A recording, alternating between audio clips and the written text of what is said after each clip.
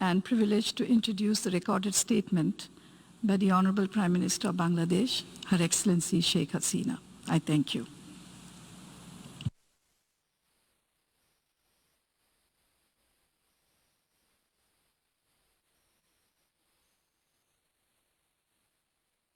In the name of Allah, the most gracious, the most merciful. Mr. President, Assalamu alaikum. I congratulate you on your election as the President of the 75th session of the United Nations General Assembly. We are passing through an unprecedented crisis in the history of humankind due to the COVID-19 pandemic.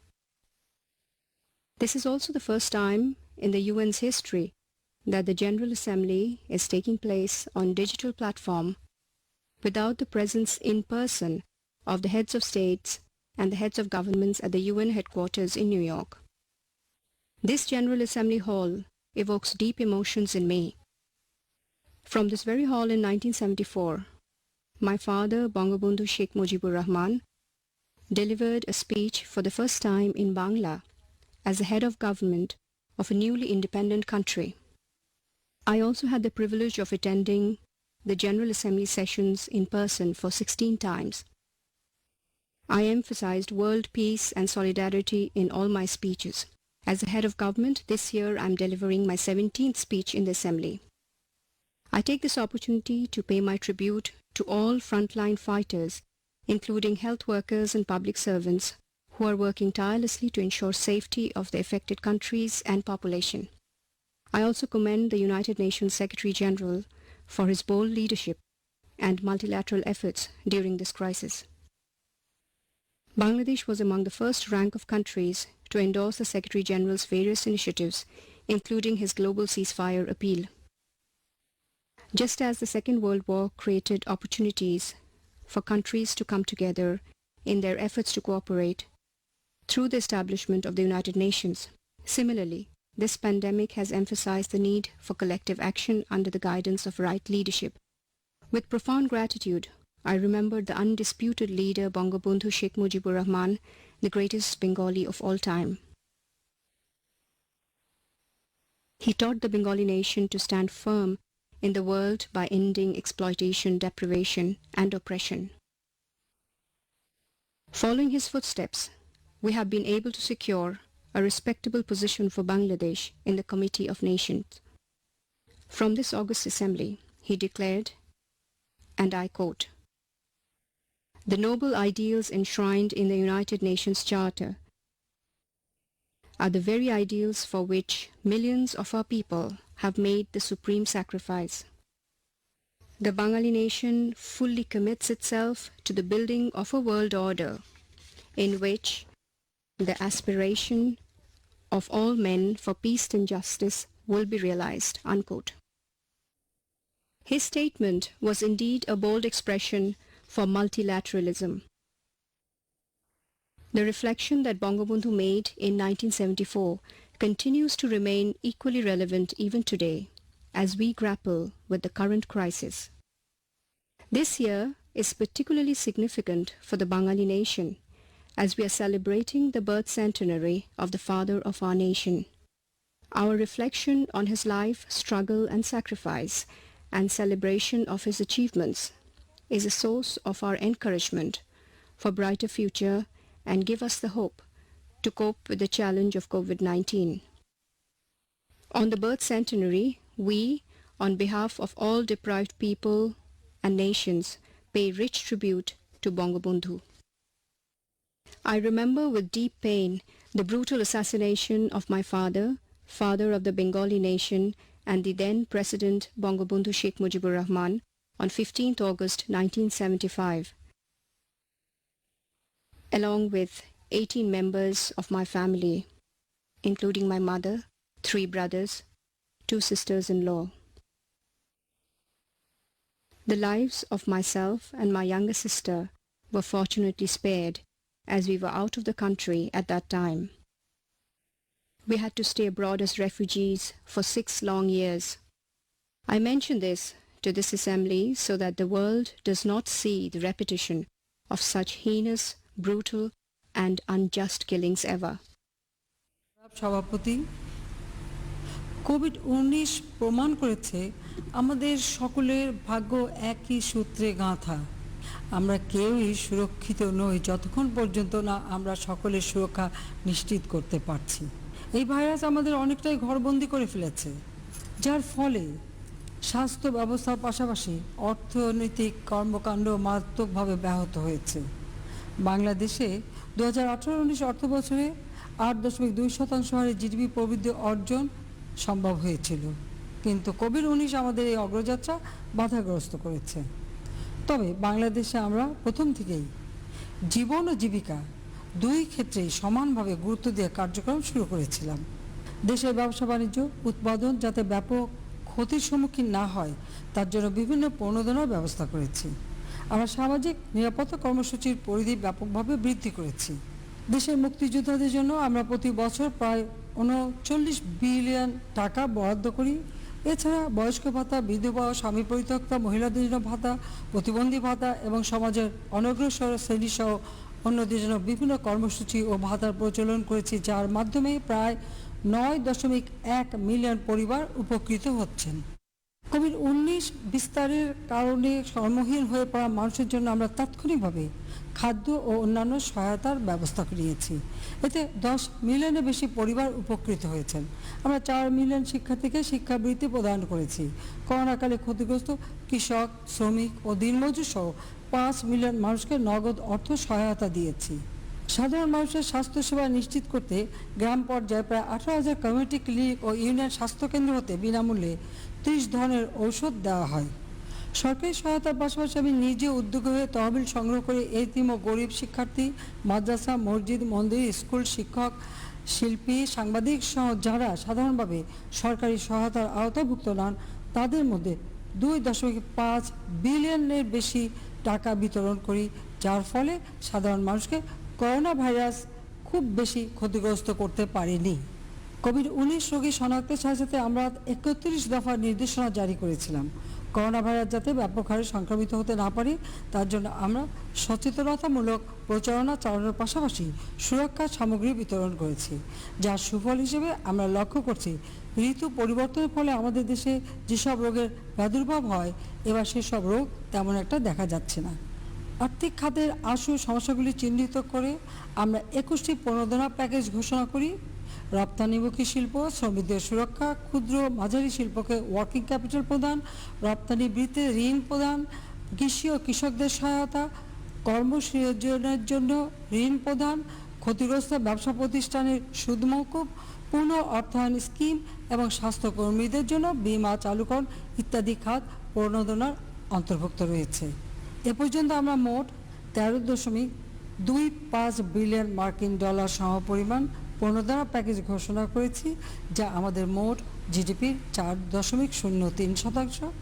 আমরা করোনাকালে খাদ্য উৎপাদনকে সর্বোচ্চ গুরুত্ব দিয়েছি। সেই সঙ্গে পুষ্টির নিশ্চয়তার জন্য সব ধরনের ব্যবস্থা নেওয়া হয়েছে। স্বাস্থ্যবিধি মেনে দেশের শিল্প কারখানা সচল রাখা এবং কৃষি ও শিল্প পণ্য যথাযথভাবে বাজারজাতকরণের বিশেষ ব্যবস্থা নিয়েছি, যার ফলে বাংলাদেশের স্বাস্থ্য ও অর্থনীতি এখনও তুলনামূলকভাবে অনেক ভালো আছে। কোভিড-19-এর কারণে বিশ্বব্যাপী উৎপাদনের স্থবিরতা সত্ত্বেও আমাদের 5.24% হারে জিডিপি প্রবৃদ্ধি অর্জিত হয়েছে। আগামী অর্থ বছরে জিডিপির প্রবৃদ্ধির হার 7% উন্নীত হবে বলে আমরা আশাবাদী। জনাব সভাপতি, আশা করা হচ্ছে বিশ্ব শিগগিরই কোভিড-19-এর ভ্যাকসিন পাবে। এই ভ্যাকসিনকে বৈশ্বিক সম্পদ হিসেবে বিবেচনা করা প্রয়োজন। সকল দেশ যাতে এই ভ্যাকসিন সময় মতো এবং একই সঙ্গে পায় তা নিশ্চিত করতে হবে। কারিগরি জ্ঞান ও মেধাস্বত্ব প্রদান করা হলে এই ভ্যাকসিন বিপুল পরিমাণে উৎপাদনের সক্ষমতা বাংলাদেশে রয়েছে।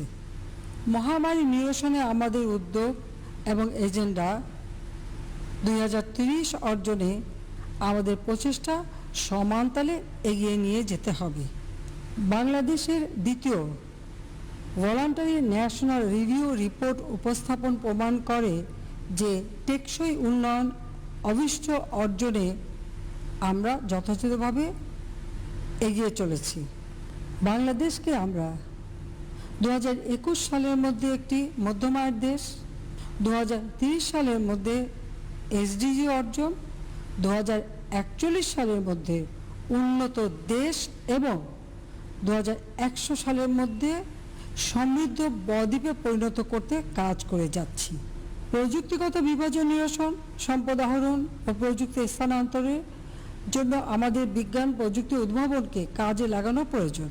পাশাপাশি স্বল্পোন্নত হতে উন্নয়নশীল এবং সদ্য উত্তরিত উন্নয়নশীল দেশসমূহের জন্য এই আপৎকালীন উত্তরণকাল ও উত্তরণ পরবর্তী সময়ে বর্ধিত আন্তর্জাতিক সহায়তা এবং প্রণোদনা প্যাকেজ নিশ্চিত করা অত্যন্ত গুরুত্বপূর্ণ।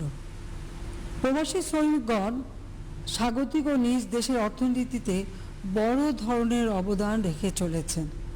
এই মহামারীর কারণে অনেক শ্রমিক কাজ হারিয়েছে, অনেককে নিজ দেশে পাঠিয়ে দেওয়া হয়েছে। আমরা দেশে ফিরে আসা অভিবাসী শ্রমিকদের প্রণোদনা বাবদ 361 মিলিয়ন মার্কিন ডলার বরাদ্দ দিয়েছি। তবে কোভিড পরবর্তী সময় তাদের কর্মসংস্থানের ব্যবস্থা করা অত্যন্ত গুরুত্বপূর্ণ। আমি অভিবাসী শ্রমিকদের বিষয়টি সহমর্মিতার সঙ্গে ও ন্যায়সঙ্গতভাবে বিবেচনা করার জন্য আন্তর্জাতিক সম্প্রদায় ও অভিবাসী গ্রহণকারী দেশসমূহের প্রতি আহ্বান জানাচ্ছি। জনাব সভাপতি, জলবায়ু পরিবর্তনজনিত ঝুঁকিপূর্ণ দেশগুলোর বিদ্যমান সমস্যাসমূহ প্রতিনিয়ত প্রকট হচ্ছে। এই সংকটকালেও আমাদের বন্যা ও ঘূর্ণিঝড় আমফানের বিরূপ প্রভাব মোকাবেলা করতে হচ্ছে। সিভিএফ ও V20 group of ministers of ফাইন্যান্সের সভাপতি হিসেবে বাংলাদেশ জলবায়ু সমস্যা উত্তরণে একটি টেকসই পরিকল্পনা প্রণয়নের নেতৃত্ব প্রদান করবে। এছাড়াও গ্লাসগো কনফারেন্স অফ পার্টিস কপ এ গঠনমূলক ও কার্যকর ফলাফল নিশ্চিত করতে বাংলাদেশ সর্বদা সচেষ্ট থাকবে। লিঙ্গ সমতা নিশ্চিতকরণে Beijing declaration and platform of action কার্যকর ভূমিকা রেখেছে। এই ঘোষণার 25 বছর পূর্তি উদযাপনকালে ঘোষণায় উল্লেখিত গুরুত্বপূর্ণ ইস্যুসমূহ বাস্তবায়নে আমাদের দৃঢ় সংকল্প ও পারস্পরিক সহযোগিতার প্রয়োজন। বাংলাদেশে আমরা লিঙ্গ বৈষম্য সামগ্রিকভাবে 72.6% কমিয়ে এনেছি। আমাদের জাতীয় উন্নয়নের মূলে রয়েছে নারীদের অবদান। মহামারী মোকাবেলা সহ সকল কার্যক্রমে বাংলাদেশের নারীরা সামনে থেকে কাজ করে যাচ্ছেন। শিশুদের উন্নয়নে আমরা বিশেষ কর্মসূচি বাস্তবায়ন করে যাচ্ছি। ইউনিসেফের এক্সিকিউটিভ বোর্ডের বর্তমান সভাপতি হিসেবে আমরা শিশুর প্রতি বৈষম্য দূরীকরণে কাজ করে যাচ্ছি। তাছাড়া কোভিড সংক্রান্ত সমস্যা যাতে শিশুদের সামগ্রিক সমস্যা পরিণত না হয় তা নিশ্চিত করতে আমরা সচেষ্ট রয়েছি। জনাব সভাপতি, সকলের সাথে বন্ধুত্ব, কারো সাথে বৈরিতা নয়, এই নীতিবাক্য আমাদের পররাষ্ট্রনীতির মূল মন্ত্র।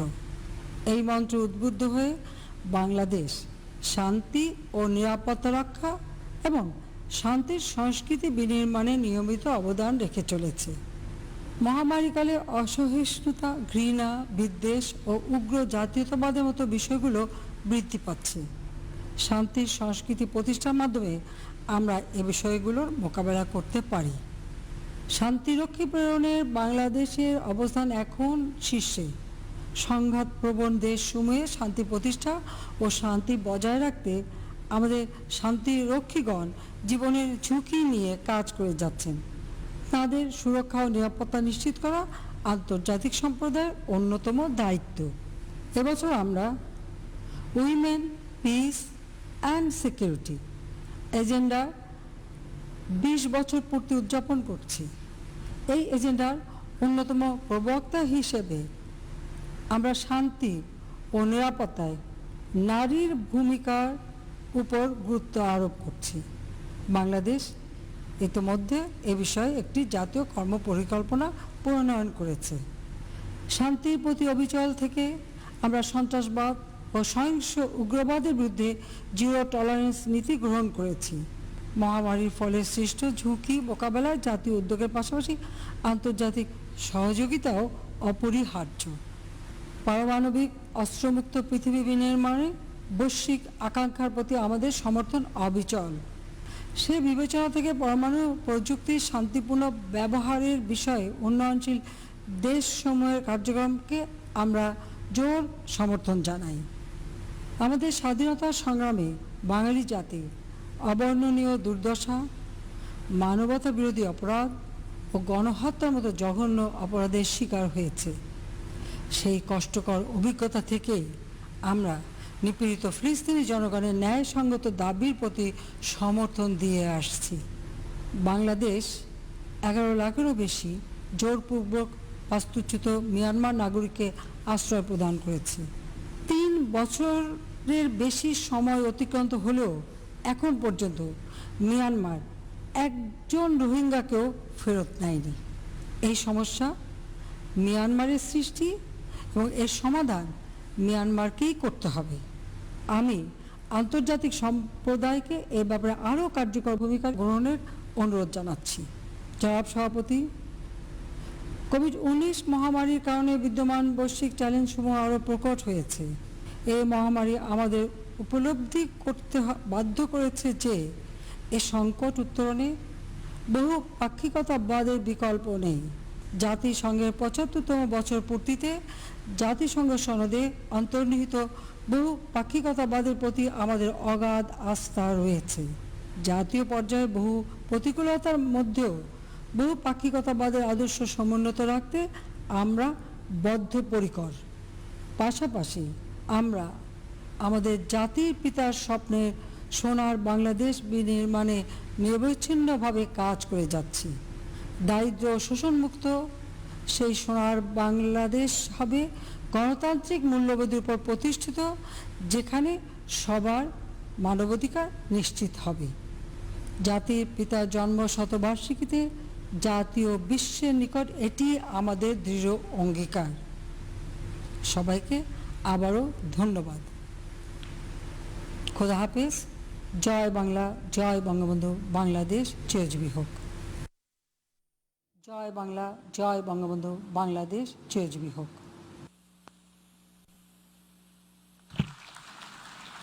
On behalf of the General Assembly, I wish to thank the Prime Minister of the People's Republic of Bangladesh.